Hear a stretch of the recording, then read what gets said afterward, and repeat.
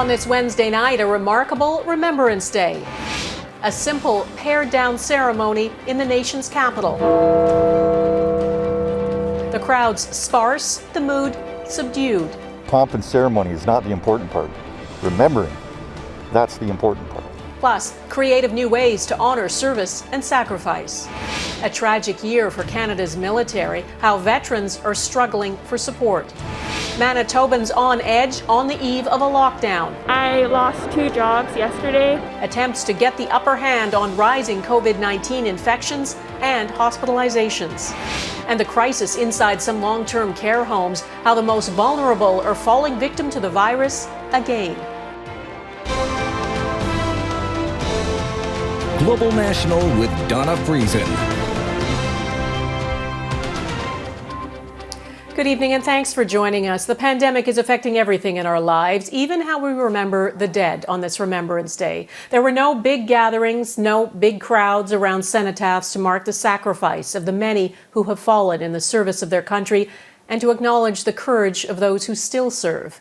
In Ottawa at the National War Memorial, Prime Minister Justin Trudeau, his wife Sophie, the Governor General, this year's Silver Cross Mother and other dignitaries did attend the traditional service, but there were no veterans marching, no children's choir singing.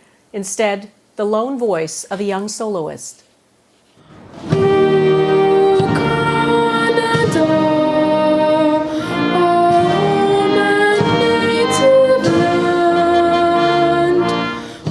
Because it is 2020, what is a shared moment for so many Canadians had to be observed in private this November 11th.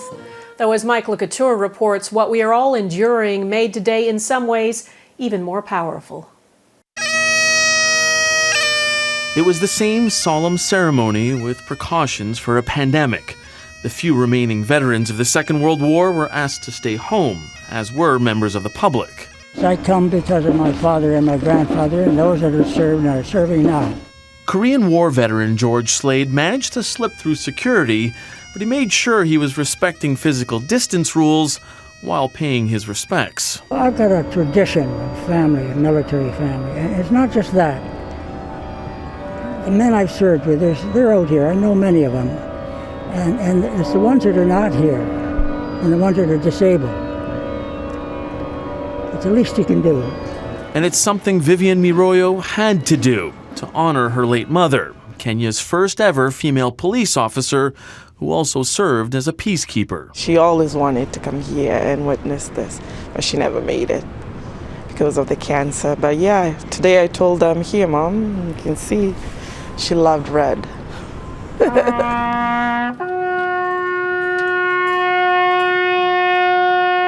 All mothers were represented this year by National Silver Cross Mother Debbie Sullivan.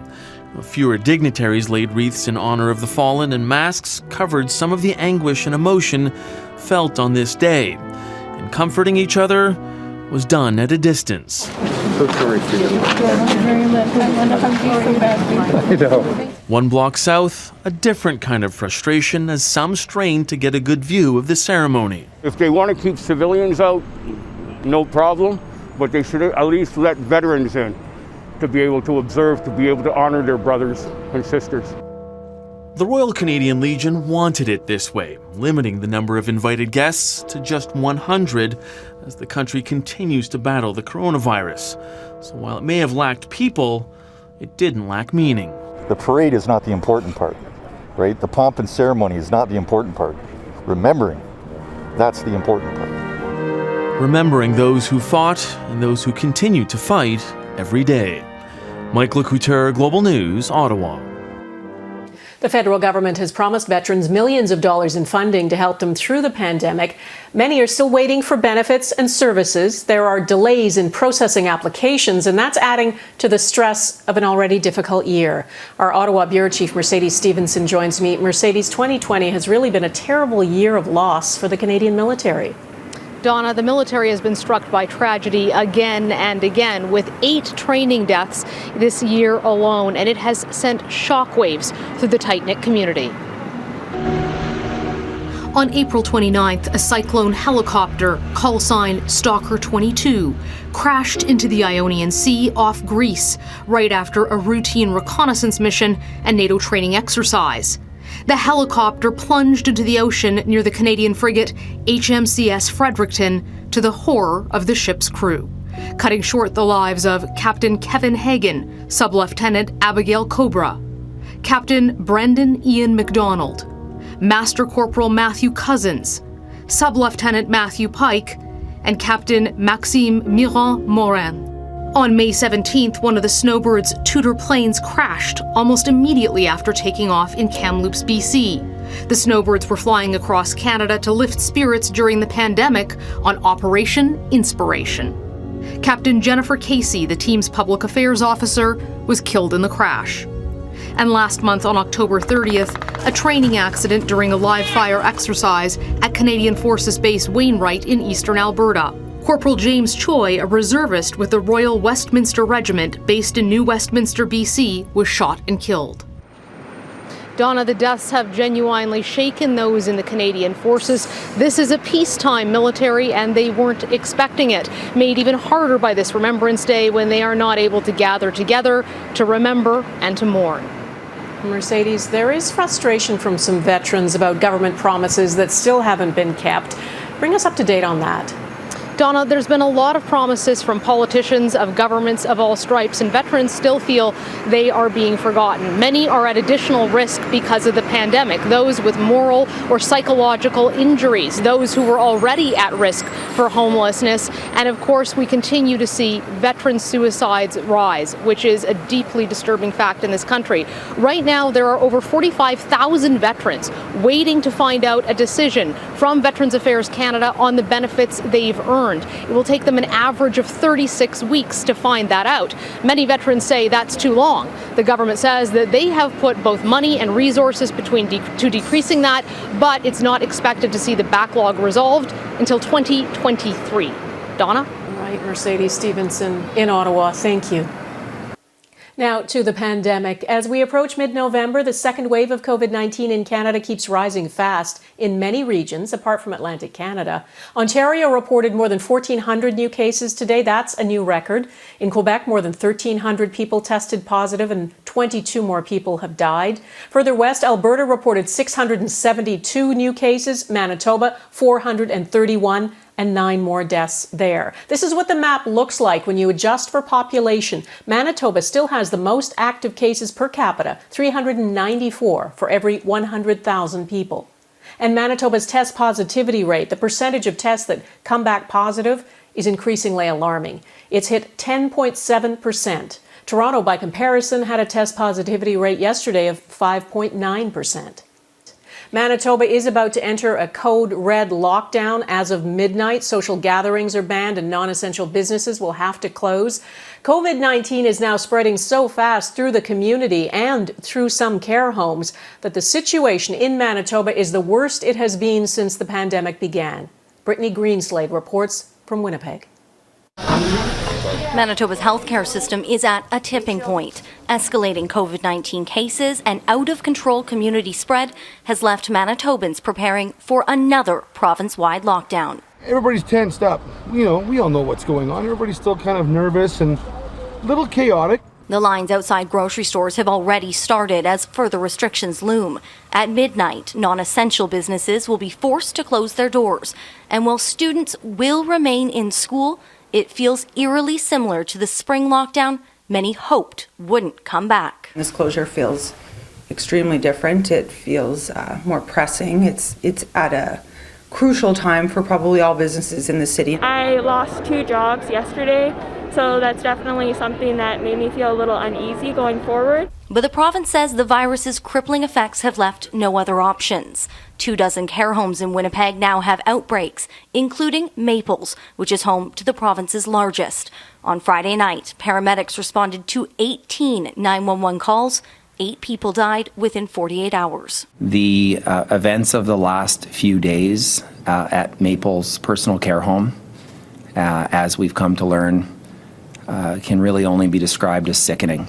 In just the last month, Manitoba's test positivity rate tripled, now hitting 10.7%. Hospitalizations are 4 times higher, with 218 people now in need of urgent care, and nearly 100 more people have died. Scared. We got to put a curb to it. I feel that, if we can all cooperate together to try to save some lives, it's good. I work in long-term care, and we've been hoping that this would happen just to kind of get the cases a little bit lower and keep everybody safe. And hopefully get Manitoba's second wave under control ahead of the holidays. Brittany Greenslade, Global News, Winnipeg.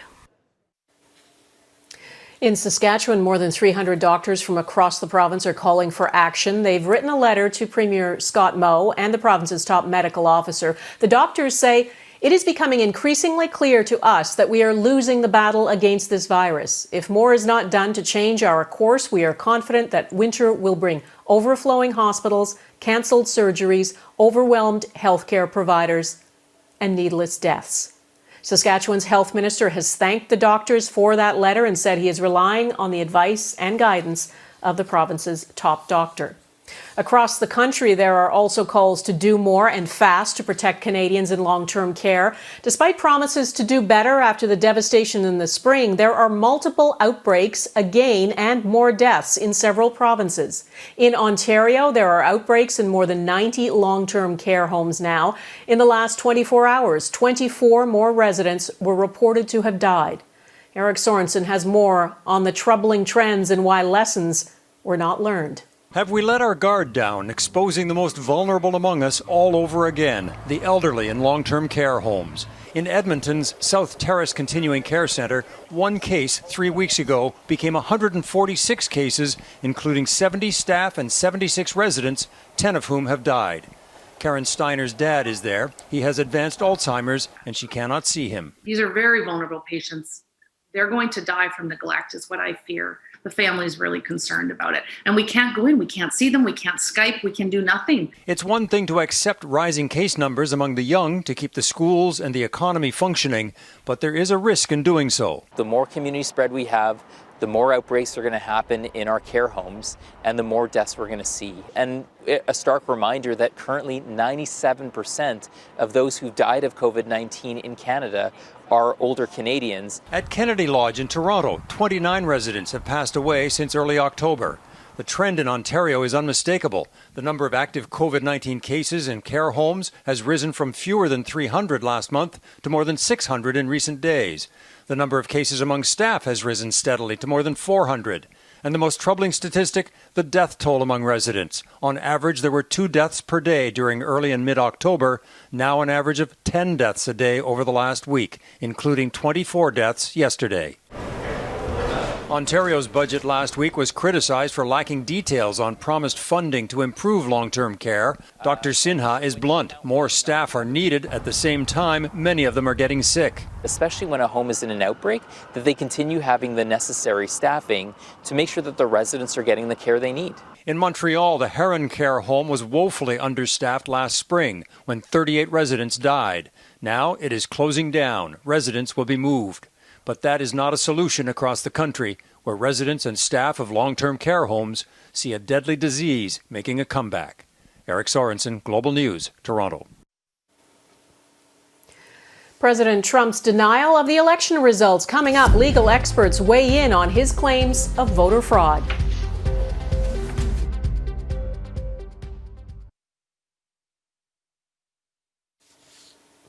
President Donald Trump emerged from the White House today to observe Veterans Day in the United States.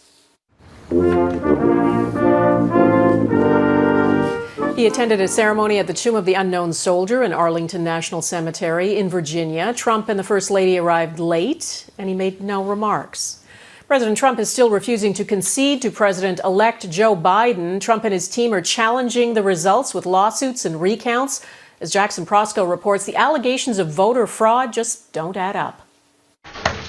In Georgia, where just 14,000 votes separate Joe Biden from Donald Trump, they're undertaking a manual recount of all 5 million ballots, just to be sure. This will help build confidence. It will be an audit, a recount, and a recanvass all at once. Confidence is in question as the Trump campaign continues to challenge the election using a scattershot strategy of false allegations about voter fraud. The most important thing to know is that Republicans and Democrats supervise the election. And indeed, many of the states he's complaining about are run by Republicans. In Pennsylvania, a postal worker came forward with allegations of backdated mail-in ballots. He later recanted his story before recanting again. In Michigan, the Trump campaign filed a 234-page lawsuit alleging wrongdoing based on affidavits from Republican poll watchers, including claims that the workers were not able to properly view ballot counting due to COVID-19 restrictions. One man says he suspected fraud with military ballots because he was doubtful that they would have voted for Joe Biden. So a lot of this is public relations. The remedies they seek, stop everything, or hold another election. That's not going to happen. And what about the ever-popular claim that thousands of dead people voted? It hasn't panned out. Experts acknowledge a small number of irregularities are possible. Are we talking about half a dozen? Are we talking about a dozen? Are we talking about 20? These are incredibly ordinary sorts of problems to have with any large-scale electoral system. None of it would change the outcome of the election in Trump's favor. But that may not be the end goal. A new poll finds 8 in 10 Republicans now believe Biden's win is illegitimate as the president and his allies work to manufacture doubt. And that could leave the president-elect facing a very steep uphill battle on day one, 70 days from now. Donna? Jackson, thanks. Starry salute still ahead, an out-of-this-world tribute to the fallen in the UK.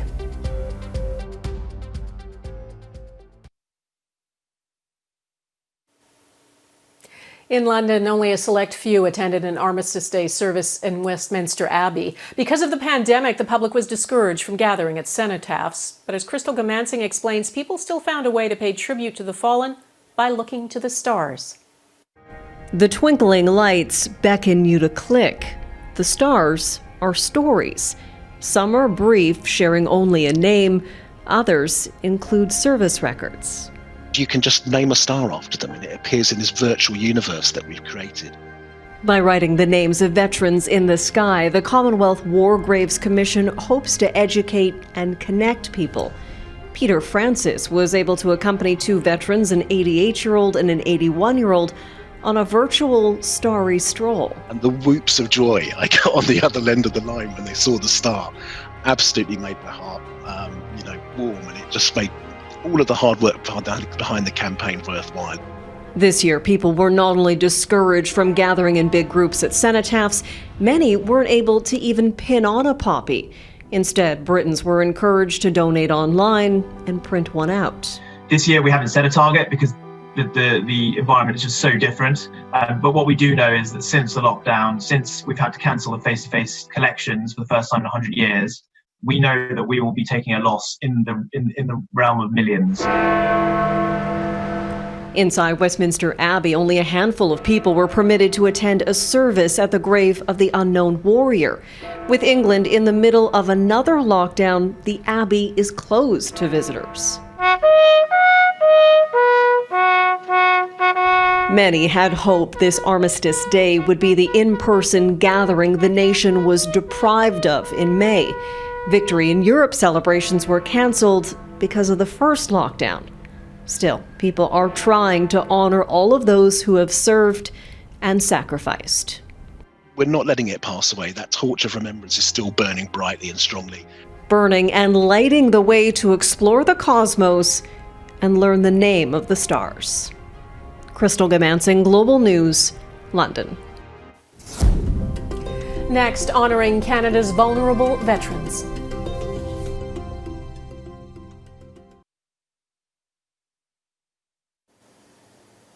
Remembrance Day ceremonies are usually a time for veterans to gather together, share stories, and be honored by the public. As Mike Drolet reports, this year's scaled-back events meant a very different experience for our vets. Alex Pauloin can't help but feel lonely. He's the last of the brave crew of the HMCS Huron, a destroyer that helped clear the English Channel ahead of D-Day. Every Remembrance Day, he's reminded of that fact. I think I'm about the only man left standing on the last ship that I was on. it's a sad feeling, that knowing that they're all gone. The reminders of his generation disappearing are far too frequent. Last week, BC's George Chow, who fought both racism at home and the Nazis in Europe, died at the age of 99. They think about their mortality, about the impact they made on this world. And with the pandemic forcing 375 vets to stay inside at Sunnybrook Hospital's Veterans Center in Toronto, they worry mistakes that were made could be repeated. You have to have friends die in a war to realize what war is all about. And unless you've had that experience, it's hard to believe what the significance of wars are. The drone of 4 Canadian Harvards cut the silence of a scaled-back Remembrance Day in Toronto. From coast to coast to coast, Canadians were reluctantly urged to stay away. That led to a smallish crowd in Halifax and so few people in Montreal you might miss it if you drove past. Virtual broadcasts like this one in Winnipeg, for all their good intentions, were heartbreaking to see. And while the vets at Sunnybrook could only look out their windows, their view was a glorious sea of Canadian flags. 100 for each of the 375 still there. 37,500 in total. One veteran told me a story about how his best friend from childhood had gone off to war with him, and his best friend had been killed in battle, and he pointed out to the flags on our lawn and said, "But now he's here with us." It wasn't the ceremony they deserved, but at least it reminded them we haven't forgotten. Mike Drolet, Global News, Toronto. And that is Global National for this Wednesday, Remembrance Day. I'm Donna Friesen. We leave you tonight with more tributes to Canadians who have served and sacrificed for our country. Thanks for watching. Hope to see you here again tomorrow. Take care of yourselves. We're called the Caring Canadians. I think that's a wonderful legacy to have.